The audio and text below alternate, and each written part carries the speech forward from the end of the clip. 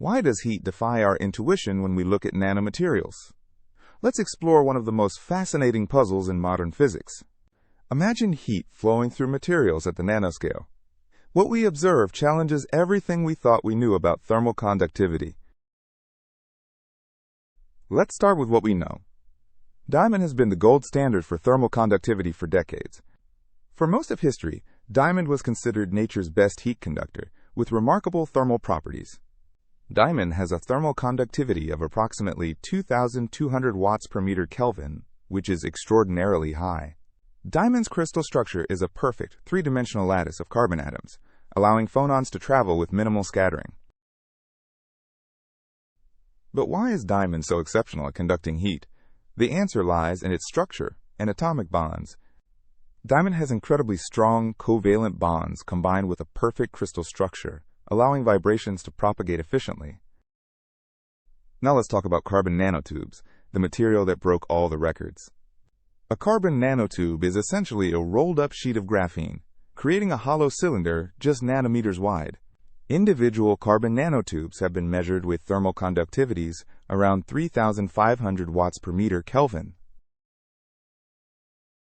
This is about 60% better than diamond, making it the champion heat conductor in the universe. This raises a fascinating question. How can a hollow tube made of the same carbon atoms beat solid diamond at conducting heat? The answer is ballistic phonon transport. In a perfect nanotube, phonons travel without scattering over long distances. Think of it like a perfect highway for heat. Phonons zip through without hitting any obstacles, maximizing heat transfer. To understand this paradox, we need to look at Fourier's law of heat conduction. Fourier's law states that heat flux Q equals negative thermal conductivity, K, times the temperature gradient. At the microscopic level, thermal conductivity equals 1/3 times specific heat C times phonon velocity V times mean free path lambda. C is the heat capacity per unit volume, V is how fast phonons travel, and lambda is how far they go before scattering. In carbon nanotubes, the mean free path can be several micrometers long, which is enormous at the nanoscale. In diamond, the mean free path is only about 300 nanometers due to phonon-phonon scattering. Now here's where things get really strange. When we make thin films from these materials, something unexpected happens. A thin film is just what it sounds like, a layer of material that's incredibly thin, often just tens of nanometers thick. We'd expect thin films, made from high conductivity materials, to maintain their excellent thermal properties. But in reality, the thermal conductivity drops dramatically, sometimes by factors of 10 or more. The film's conductivity K film is much less than the bulk conductivity K bulk. So what's going wrong? Why does making a thin film destroy the thermal conductivity? The answer lies in what happens when the material dimensions become comparable to the phonon mean free path. When the film thickness is less than the mean free path, phonons constantly hit the boundaries and scatter. The effective mean free path is given by 1 over the sum of 1 over bulk mean free path plus 1 over film thickness d. When the film thickness d becomes small compared to the bulk mean free path, the effective mean free path collapses. This graph shows how thermal conductivity drops as film thickness decreases. Notice the sharp decline below 20 nanometers. Let's work through a concrete numerical example to see the magnitude of this effect.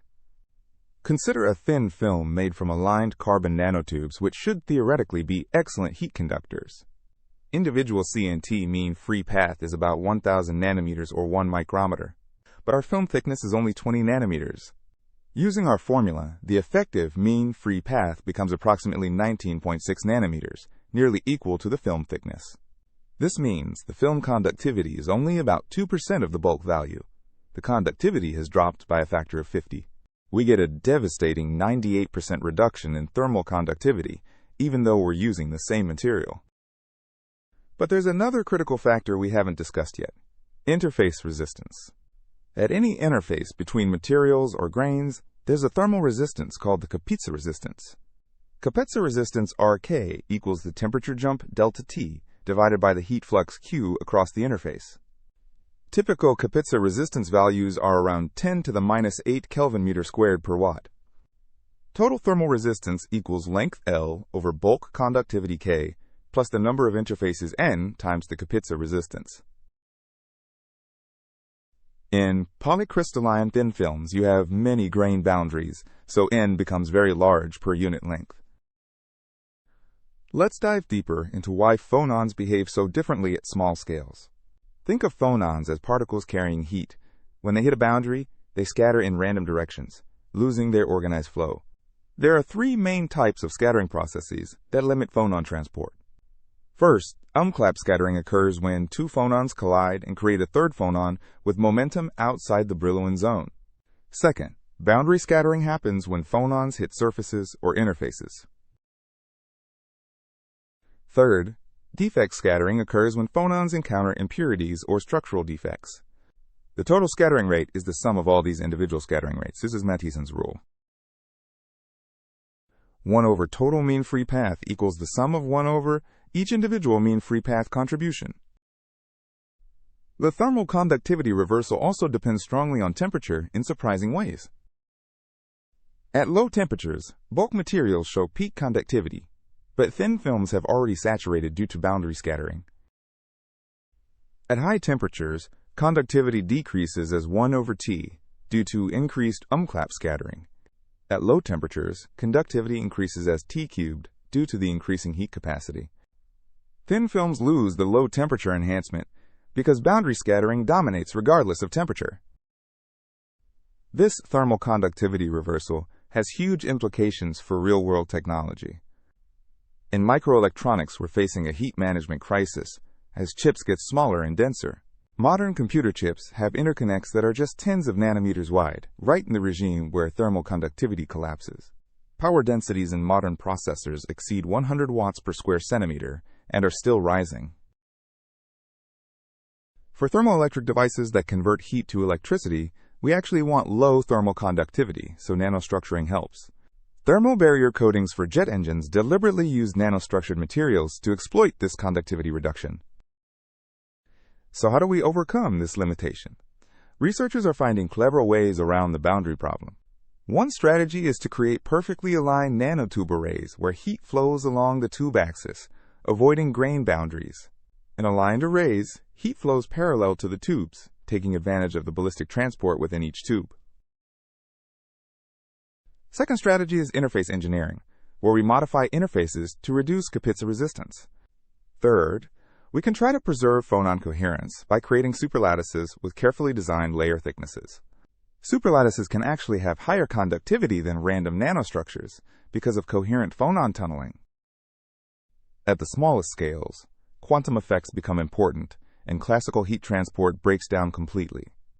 When material dimensions approach the atomic scale, we enter a regime where quantum mechanics governs heat flow.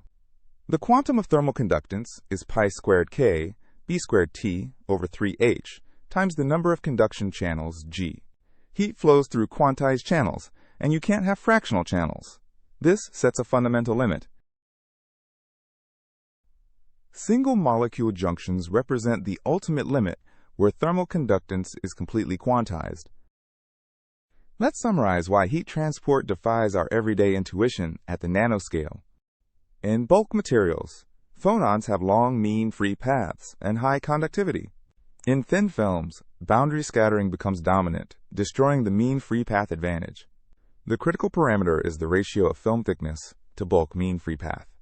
When this ratio is small, conductivity collapses. When thickness d is less than mean free path lambda, effective conductivity scales linearly with this ratio. Multiple interfaces in polycrystalline or composite films add substantial thermal resistance. At the smallest scales, quantum mechanics takes over and thermal conductance becomes quantized. We're witnessing a transition from classical to quantum thermal transport as we push materials to their limits. What does this mean for the future of technology and thermal management?